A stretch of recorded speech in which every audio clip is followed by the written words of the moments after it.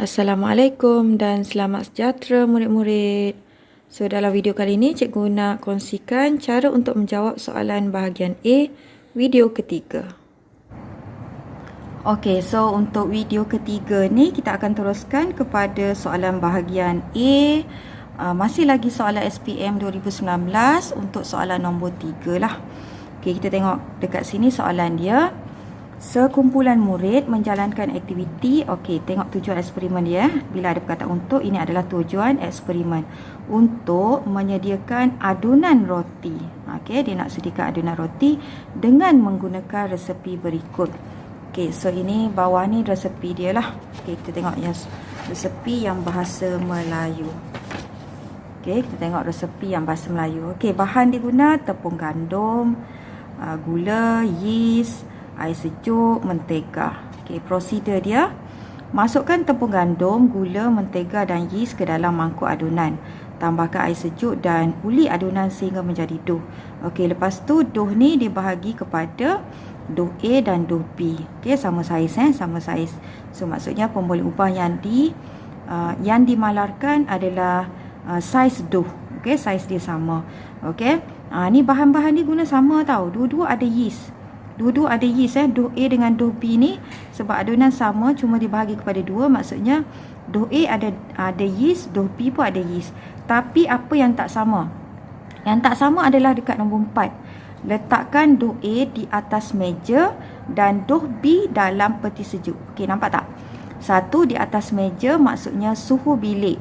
Dekat dalam peti sejuk maksudnya suhu yang sangat rendah lah. Okey, lepas tu biarkan dough A dan dough B selama 30 minit. So dia samalah. Ini pun pemboleh ubah yang dimalarkan. So yang dimalarkan kat sini adalah masa juga sebab dia biarkan 30 minit, masa dia sama. Okey, sekarang kita tengok keputusan dia. Okey, so selepas 30 minit perhatikan pemerhatian direkodkan. Okey, suhu. Jadi suhu dekat sini adalah pemboleh ubah yang dimanipulasi. Yang kita ubah adalah suhu dia. Dough A diletakkan dalam suhu bilik. So suhu bilik, suhu dia 30. Dough B pula dalam peti sejuk. So dalam peti sejuk maksudnya suhu dia rendah lah, 5 sahaja. Okey, dalam exam jangan buat dough A, dough B untuk pemboleh ubah yang dimanipulasi. Tapi dia sebenarnya suhu lah. Okey. Okey, keadaan dough. Selepas 30 minit ni lah. Selepas 30 minit, so keadaan dough. Untuk suhu bilik, dia mengembang. Okey, untuk suhu sejuk, dia tiada perubahan. So, keadaan dough ini adalah pemboleh ubah bergerak balas lah. Okey, lepas kita biarkan dia, dough A mengembang, dough B tiada perubahan. Maksudnya, yang ni dia tidak mengembang lah. Yang dough B ni dia tidak mengembang, dia tiada perubahan kan. Okey. Okey, sebelum kita tengok soalan dia, cikgu nak terangkan sedikit. Okey, mungkin awak dah tahu dah, kegunaan yeast adalah untuk bila kita nak buat roti tu adalah untuk melembutkan roti, menjadikan roti tu gebu dan lembut. Tapi sebenarnya apa yang berlaku?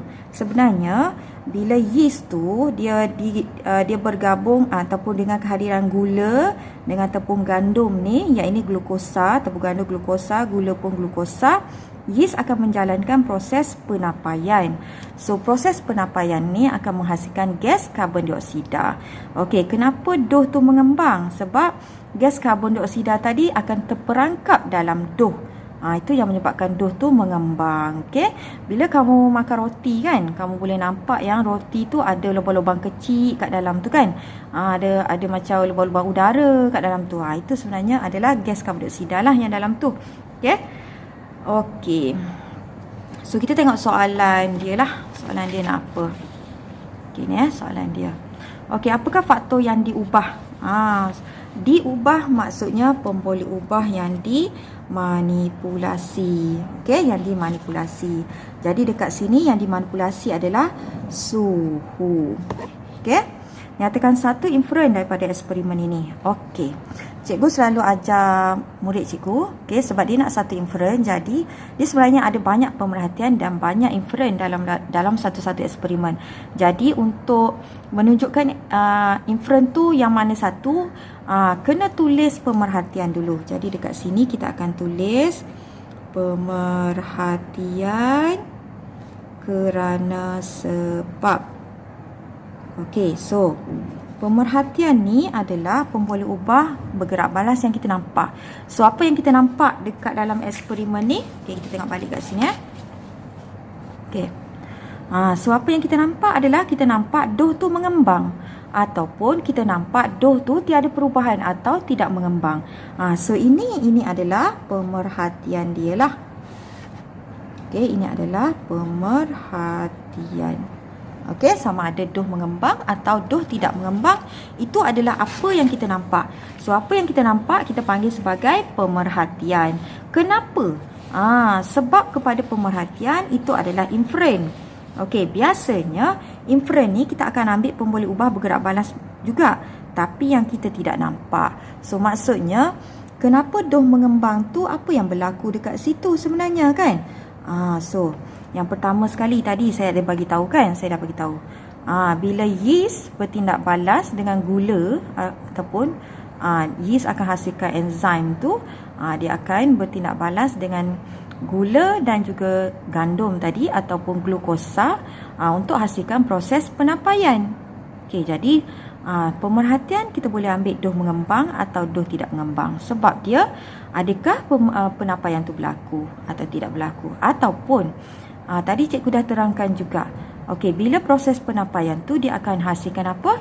Gas karbon dioksida. So, gas karbon dioksida yang terperangkap dalam doh tu lah yang menyebabkan doh mengembang. Jadi itu pun kita boleh bagi tahu sebab dia. Ataupun satu lagi, bila suhu bilik yeast tu aktif, betul tak? Bila dia aktif, itulah sebabnya berlaku proses penapaian. Tapi kalau kita letak dia di dalam peti sejuk, ada tak yeast tu aktif tak? Yeast tidak aktif. Sebab awak dah belajar dah faktor yang mempengaruhi pertumbuhan mikroorganisma, antaranya adalah suhu. Okey? So, pada suhu yang rendah, yeast tidak aktif. Pada suhu bilik, yeast membiak dengan baik. Dia sangat aktif pada suhu bilik. Jadi dekat sini pemerhatian dia, okey, cikgu nak ambil doh A lah. Okey, cikgu nak ambil doh A, doh mengembangkan. Okey, jadi cikgu akan tulis dekat sini. Okey. Doh mengembang pada suhu 30 kerana ni kena bagi tahulah doh mengembang. Ataupun kalau awak tak nak tulis suhu dia, awak boleh tulis doh A mengembang. Tu boleh. Doh A maksudnya pada suhu 30 lah kan, sebab dalam jadual tadi pun boleh juga. Okey, so doh mengembang pada suhu 30 kerana, okey, boleh juga tulis yeast aktif, proses penapaian berlaku, pertumbuhan bakteria berlaku dengan pesat, ataupun gas karbon dioksida terhasil. Boleh pilih mana-mana lah. Okey, saya nak tulis kerana yeast aktif. Okey, ataupun pertumbuhan yeast berlaku.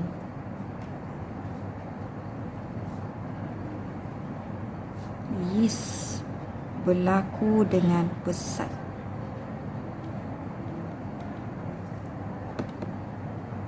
Okey. Ataupun awak boleh juga kata proses penapaian berlaku ataupun gas karbon dioksida terhasil. Banyak pula cikgu tulisnya. Tak apalah kan. Okey. Satu lagi proses penapaian. Okey. So, itulah sebab dia. Okey, boleh tak kalau kita nak tulis yang suhu rendah? Pun boleh. Contoh ya, doh tidak mengembang ataupun tiada perubahan pada doh pada suhu 5 darjah Celsius kerana yeast tidak aktif pada suhu rendah. Boleh bagi tahu macam tu. Ataupun kerana tiada proses penapaian berlaku. Ataupun boleh juga tulis kerana, okey, saya ulang baliklah ya. Doh tidak mengembang pada suhu 5 darjah Celsius kerana tiada gas karbon dioksida terhasil. So mana-manalah, awak boleh tulis mana-mana. Boleh?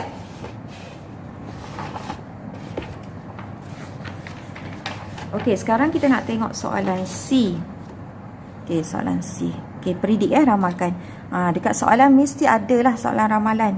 Okey, ramalkan apa yang akan berlaku kepada doh A jika air sejuk dalam langkah 2 bagi prosedur ini diganti dengan air mendidih. Air mendidih. So, air mendidih maksudnya 100 darjah Celsius lah kan. Awak belajar faktor ni kan, faktor suhu kan. Apa agaknya berlaku kepada yeast tu kalau suhu dia terlalu tinggi sampai 100 darjah Celsius? Apa yang berlaku? Apa akan berlaku? So soalan ni tanya apakah yang berlaku kepada doh dululah. Jadi maksudnya doh tidak mengembang lah. Doh tidak mengembang. Ataupun doh A tidak mengembang. Kenapa doh A tidak mengembang ni? Kerana apa jadi kepada yeast? Bila suhu 100? Kerana yeast mati.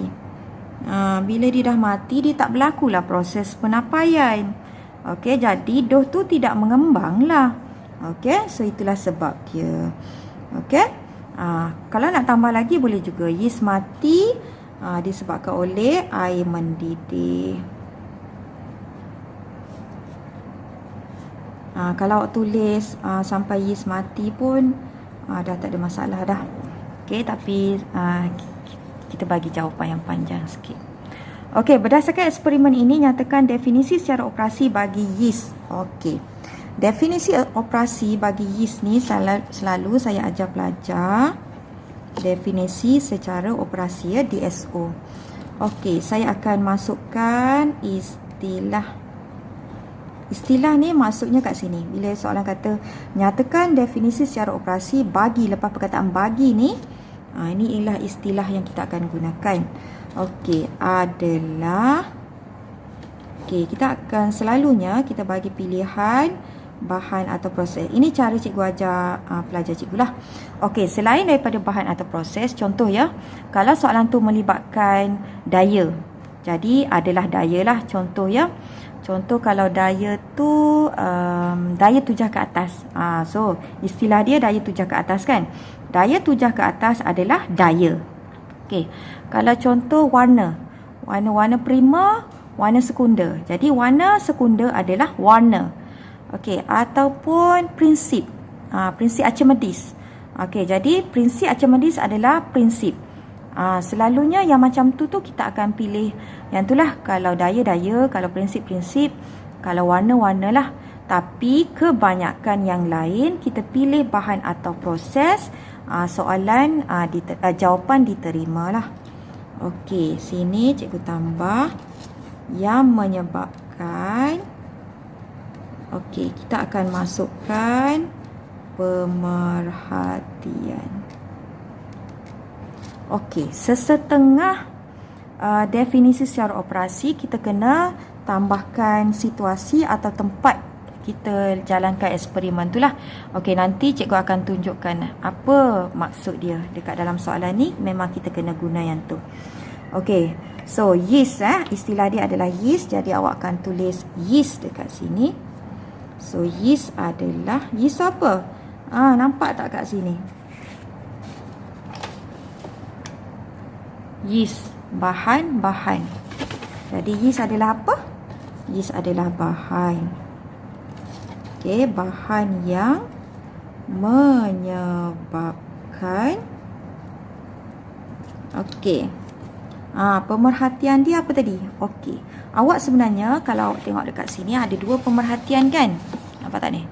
Okey, dia ada dua pemerhatian kan? Sama ada doh mengembang atau doh tidak mengembang. Okey, jadi awak boleh pilih mana-mana. Cuma awak kena nyatakan suhu manalah. Kena bagi tahu suhu mana. Sebab dua-dua doh ni ada yeast. Jadi kita boleh ambil kedua-dua pemerhatian. Cuma awak kena nyatakan dekat mana awak simpan. Jadi dekat sini. Okey, menyebabkan, contoh saya nak ambil doh A doh mengembang. So doh mengembang ni suhu berapa dia mengembang? Kalau kita ambil satu lagi, kita boleh juga tulis doh tidak mengembang.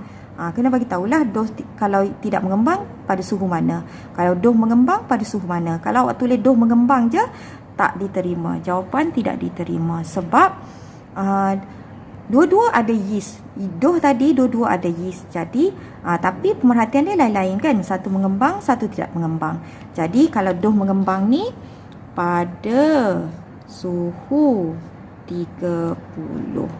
Kalau awak nak jawab, yeast adalah bahan yang menyebabkan doh tidak mengembang pada suhu 5 darjah Celsius. Okey? So itulah cara untuk menjawab soalan definisi secara operasi. Definisi secara operasi mesti tulis pemerhatian ya. Jangan tulis untuk inferen. Kalau awak tulis yang menyebabkan proses penapaian berlaku ataupun yang menyebabkan gas karbon dioksida terhasil, itu salah. Dia nak pemerhatian. Pemerhatian adalah apa yang kita nampak. Okey, kita dah selesai bincang soalan nombor 3. Okey, terima kasih.